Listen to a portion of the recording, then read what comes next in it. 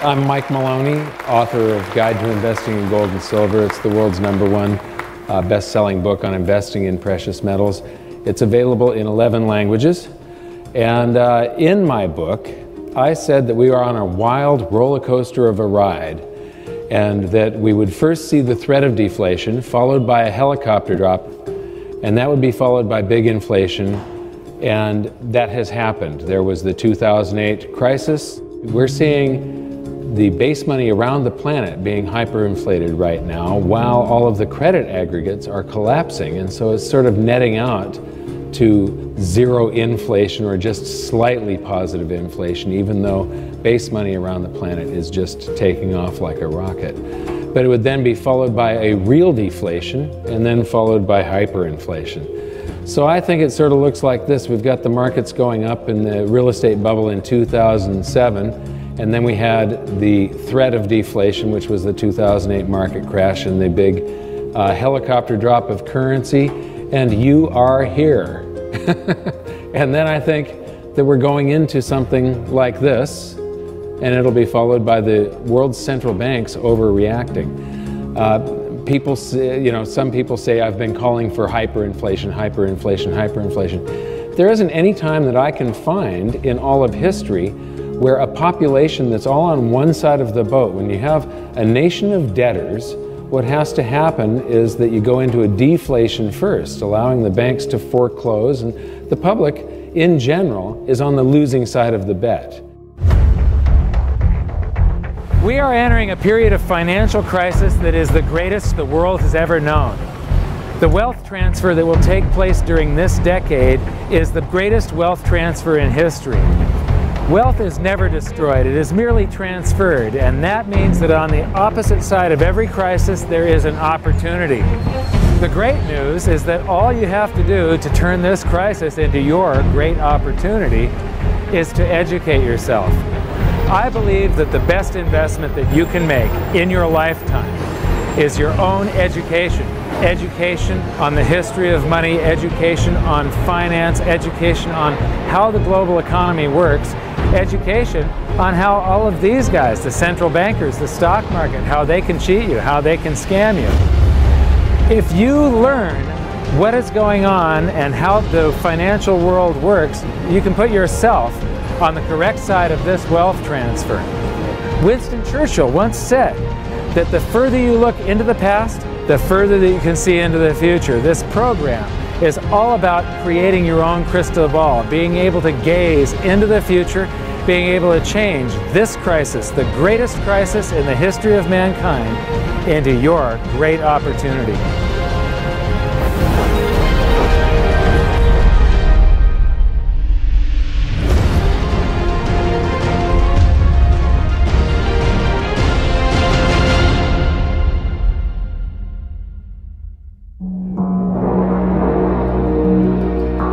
Well, I've been traveling overseas quite a bit, but I'm on my way home now to speak at an event in California finally. What I've been trying to make clear is the fact that this roller coaster crash that I was talking about in my book and that I've been predicting since 2005 is playing out right before our eyes. One of the things I really like about speaking at live events is the chance to interact with people and sort of get my finger on the pulse of what they're thinking. And lately it's become pretty obvious that for a lot of people it's difficult to grasp why I think deflation is coming before big inflation or even hyperinflation. So here I'm going to break down 4 of the biggest reasons that I see deflation coming first. The first one is simple. The overreaction to the 2008 crisis has caused a credit debt bubble, and all bubbles pop. So I talked about hyperinflating base money. This is hyperinflation right here. Inflation and deflation is either an expansion or a contraction of the currency supply, and prices follow the inflation or deflation eventually.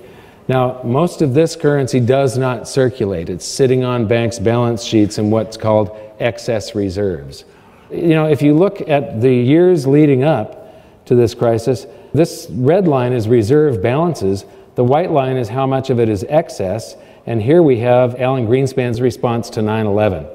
Look at the scale of how big this emergency is compared to 9/11. But what is Ben Bernanke afraid of, and now Janet Yellen has inherited this legacy? Well, one of the things that happened in the 2008 crisis is that banks froze up and wouldn't lend to each other. They were all scared to lend to each other.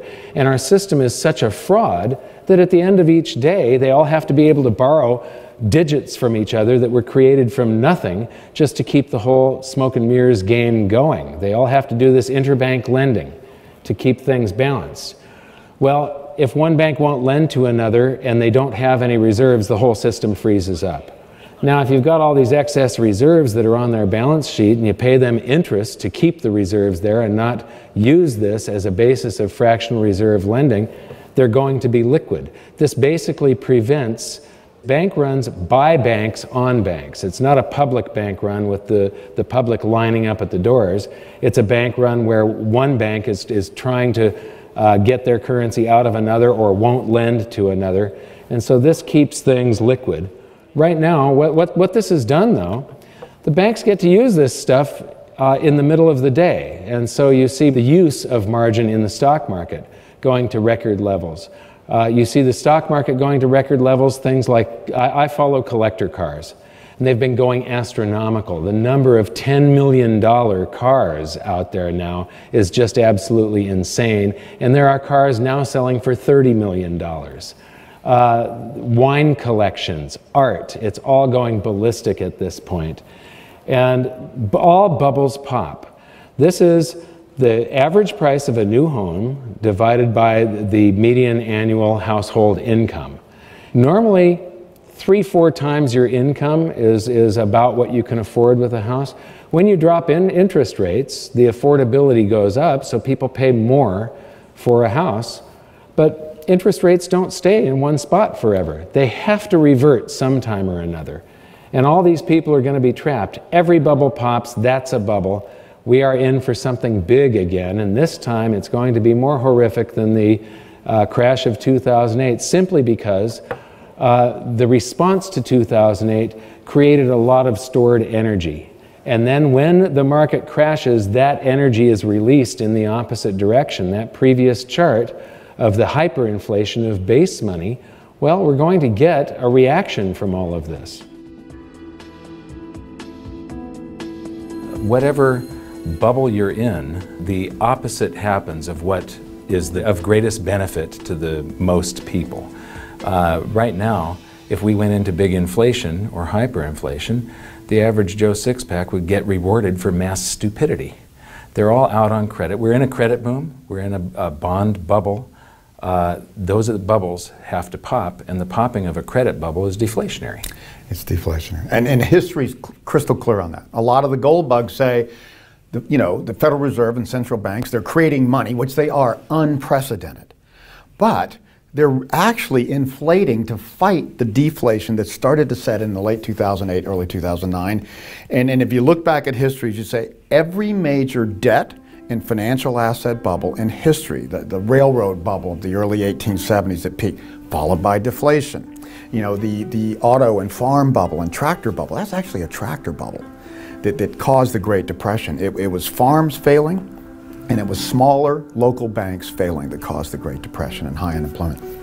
Deflation, because the deflation has to root out the massive debt and the financial assets that get overinflated. And it's good if we bring down the cost of living, if we restructure debt, if we bring financial assets down, it actually improves our standard of living long term, but it is painful when it happens. People think that the Federal Reserve can prevent deflation, that they control the money supply. Most people don't realize that the Federal Reserve controls base money only, and it's an incredibly small portion. It's so tiny. Right. Yeah. And all they do is influence the rest of the economy with interest rates and reserve balances and such. Well, some people say the strategy didn't work. Well, no, it did work. We would have been in a depression, just like the early 30s. We were going that banks were melting down, financial institutions, major Fortune 100 companies were failing like AIG. We would have imploded because once you have that much debt and leverage and things go wrong, it just builds the other way. Like you say, you get a bubble on one end, you get a crash. Bubbles don't correct, they burst. So we were going into that, but government said, no, we will do whatever it takes. Mario Draghi, you know, Ben Bernanke, and they created trillions of dollars to fill the hole. Well, all that does, it's like taking more drugs to keep from coming down. I mean, a drug addict can keep taking more drugs until it kills them, or until they just fall down and get dragged into detox. It's the exact same thing. Debt, especially when it's extreme, is a financial enhancing drug. It gives you more than you deserve, makes you feel better in the short term. But when it's over, you have to go through a detox, as they would call it, a debt detox. And that's where you get deflation.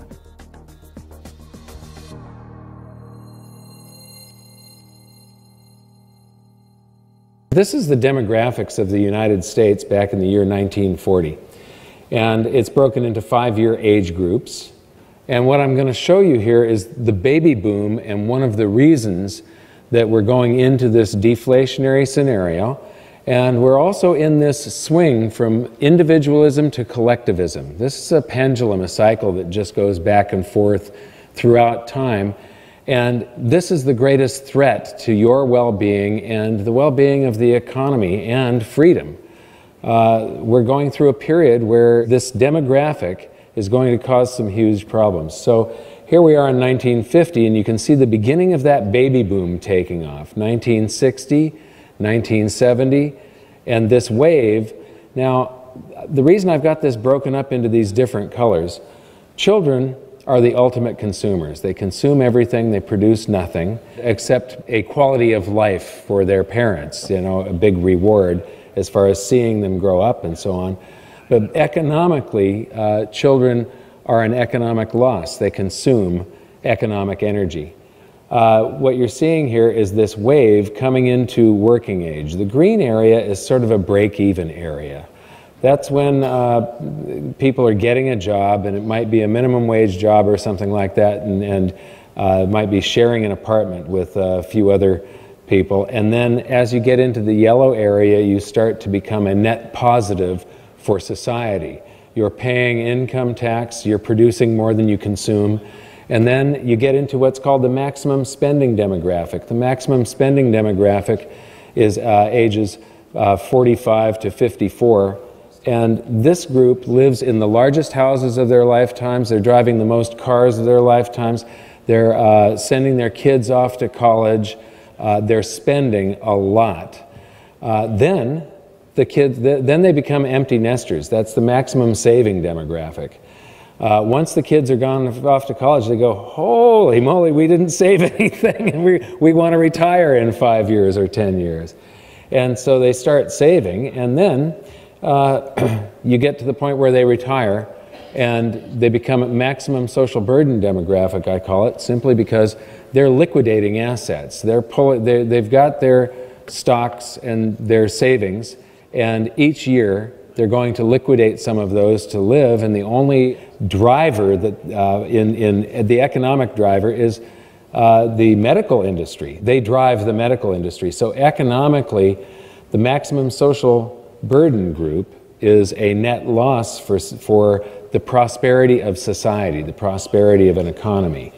And so I'm going to go back again, and you can see that maximum social burden group almost didn't exist in 1940. And there's a lot of people of that working age and maximum spending age supporting the few people that were of the maximum social burden category. And then we get the baby boom sweeping through, and in the 80s and that stock market boom of the 90s and all the way up to 2000, that yellow area that really drives the economy was growing every year. Now, we have an economy where it's supposed to grow at about 3%, or it's going to stall. We inflate the currency supply at about that rate. But now, after the year 2000, we've got 2010, the peak of the maximum spending demographic. And from now on, it's sort of downhill. Maximum savers, they do help drive the stock market, but look at that maximum social burden category and look at what happens next. So we are going into this time period right now. Now, the reason there's no children on there is they haven't been born yet. But if you look at, when I first presented this a couple of years ago, birth rates have been falling for quite a while now, and they've been falling even at an even greater speed since the crash of '08. And if you look at the data from the Great Depression, birth rates just fell off a cliff in the Great Depression. And so you have less people of the younger age coming into this demographic to support the people that are retiring. They didn't have the pill during the Great Depression. Contraception was something that was not within most people's reach. So here it is automated, and you can see that big wave sweeping through there. And if you could imagine data for the children, it would be at a much lower rate. And if we do have a big economic pullback, you're going to see that really reduce. So we're in, most likely, some very serious trouble here, because all of our social programs and the way the economy and the society is set up, everybody's expecting to be able to retire at a certain age and live fairly comfortably off of the rest of us, off of the government. Any comments on these different age groups, maximum spending, demographic, maximum savings, and maximum you've got the social same burden? model we do. What is unique at this time in history, and it's the main topic of my most recent book. That's why I call it the demographic cliff. This is the first time in most wealthy countries, there's a few exceptions, let's call it Sweden, Switzerland, and Australia, countries like that, that have a larger millennial or echo boom. But almost every other country has an echo boom that only comes up near the same heights or is much smaller, like Germany and Japan. This echo boom here is what you're talking about. So my question to people is, like you say, it is a pyramid. Each generation has been larger and more wealthy to help pay off the debts or the accumulation from an aging generation before them. What happens when the millennial is having to support a generation that's actually larger than them?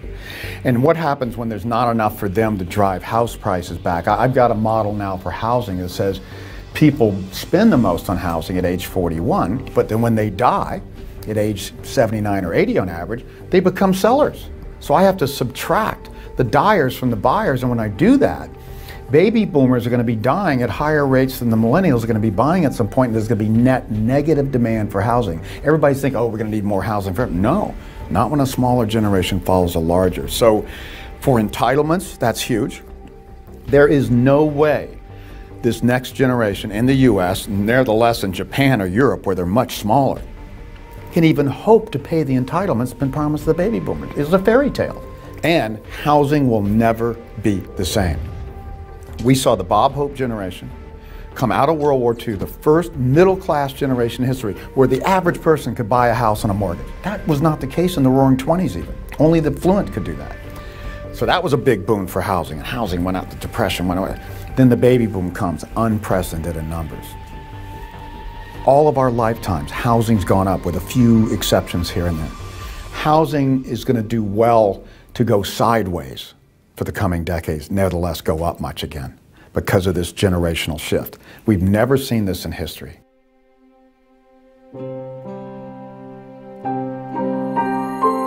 So now that we've covered three of the major components for deflation, I wanted to show you one of the real biggies here.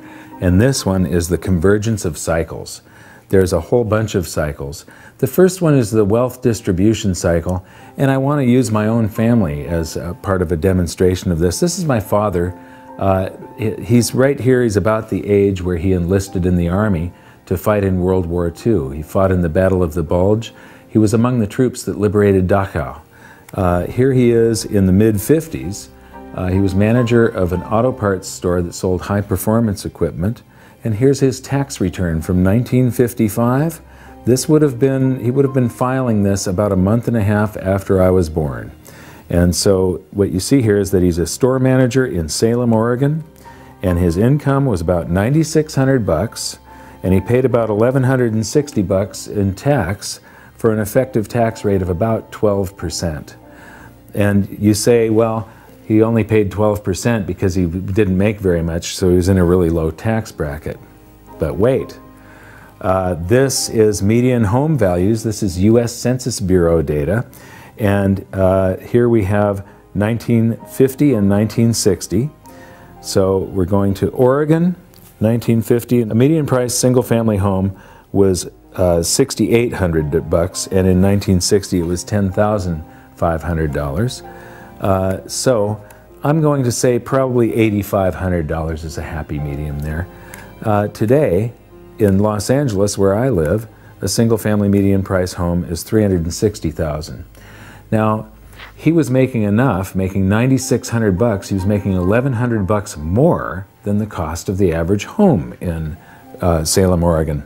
So a auto parts store manager would have to be making $360,000 to maybe $420,000 and then paying only a 12% tax on it to equate to the same amount. And it's part of this wealth distribution cycle.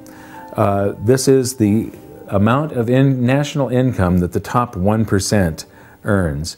And back in the 20s, the end of the roaring 20s, it was above 20% of the national income was going to the top 1% of the income earners. There's a trough here in the 70s where it got down to just 9%, but it's back up to 20%. And so, you know, in this area, the middle class was doing better, and paying less taxes. But on the trip there was the Great Depression right here.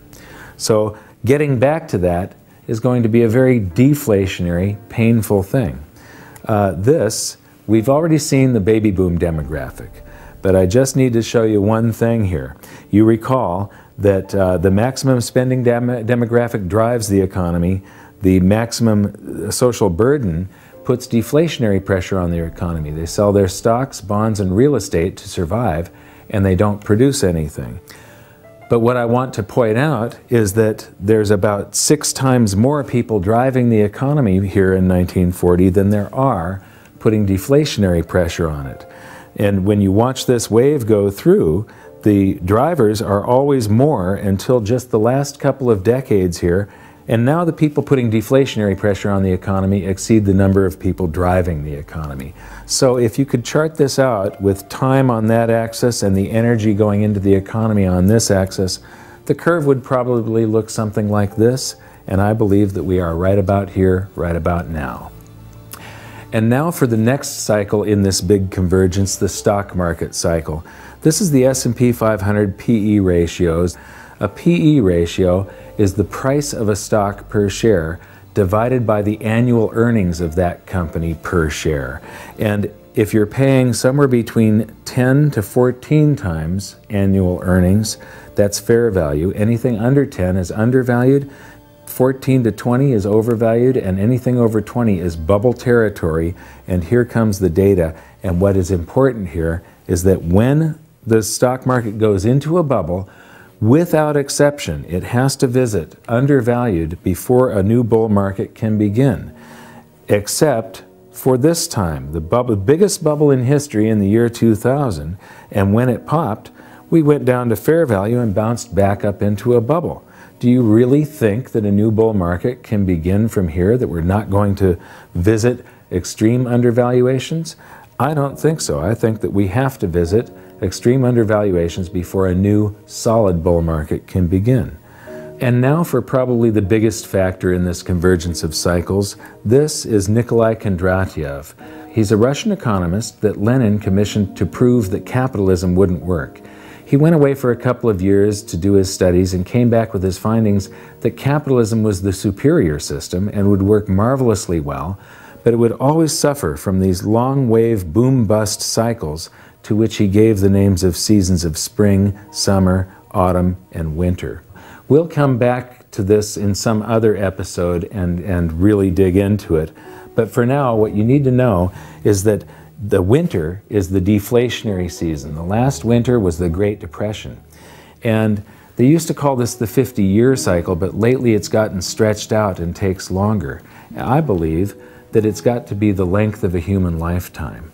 And the reason is that the winter is deflationary, and the people that were old enough to be of working age and have young families that lost the house, lost their job, lost the family farm, they become very emotionally scarred. and they become very risk averse and very, very frugal. And in order to make all the same stupid mistakes that we made in the roaring 20s that led to the Great Depression, that generation has to die off. Well, they have died off, and we have made all the same stupid mistakes. So this is very deflationary should it happen. And here's the supporting evidence. This is interest rates, and what you see here is that they go right along with the cycle. This is wholesale prices in the U.S., and again, they go right along with the cycle until the point the Federal Reserve decides that what we really need is constant inflation. This is one of the biggest cycles of all. It's hard for people to see, though. This east-west cycle takes about 500 years for the pendulum to swing each direction, and 500 years back. It's innovation and prosperity, swinging from Asia to Europe and North America and back. And in the Dark Ages, China was developing gunpowder. Then China stagnated while we had the Renaissance and Industrial Revolution. So ingenuity and prosperity does flow back and forth, and right now you should be able to feel that the Western economies are stagnating and have sort of stalled, while the growth in the Asian economies over the last 20 years has been mind-boggling. And so this is very deflationary for the West. And here is probably one of the most deflationary cycles of all. This is household debt as a percentage of disposable income. And alarm bells should really be going off when people owe more than their disposable income, anytime this exceeds 100%. But I believe that this is also a cycle, and that if we had data, if we could go back further, it would probably look like this. And what's interesting is that this reflects the seasons of the Kondratiev wave of spring, summer, autumn, winter. Spring, summer, autumn, winter. And we're going into a winter, and that's very deflationary. The next cycle you've seen before, we learned about this in episode 2, but it's the shift in world monetary systems. The classical gold standard, the gold exchange standard, the Bretton Woods system, the US dollar standard, and there's something that's coming next. These usually coincide with major wars, but whatever this next shift is, it's going to be chaotic, and it's probably going to be a little painful. It's not going to be pretty. Right now, we learned in episode 3 how countries are abandoning the US dollar standard at a blazing rate right now. It's developing stress cracks, and it's going to implode. And here's the thing, is that that is going to be happening with the convergence of all of these cycles.